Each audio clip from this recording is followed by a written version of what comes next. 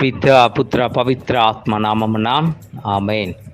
ప్రభువు నీవు బలముతో లెమ్ము, మేము నీ మహాశక్తిని కీర్తించి గానము చేసెదము అని 21వ కీర్తన 13వ వాక్యంలో కీర్తనాకారుడు ద్వారా పలికిన ప్రభువా, ఉదయం మేలుకొనిన సమయం నుంచి ఇప్పటి వరకు మమ్మందరినీ ఆశీర్వదించి కాపాడినందులకు మీకే శతకోటి స్తుతి స్తోత్రములు.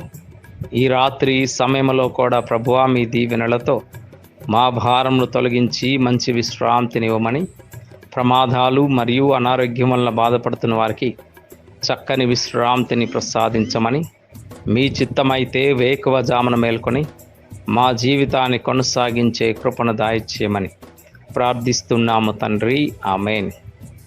పునీత జోజప్ప గారా మా కొరకు వేడుకొనండి. కావలి అయిన సన్మన్ స్కూలారా మమ్మల్ని కాపాడండి. ప్రభు మీతో నుందురుగాక, మీ ఆత్మతోనూ ముందురుగాక. సర్వశక్తి గల సర్వేశ్వరుడు పితా పుత్ర పవిత్ర ఆత్మదేవుడు ఈ రాత్రంతా తన కృపలో మనందరికీ చక్కని విశ్రాంతిని దయచేయుదురుగాక. ఆమేన్. Praise the Lord. హల్లెలూయా, హల్లెలూయా, హల్లెలూయా.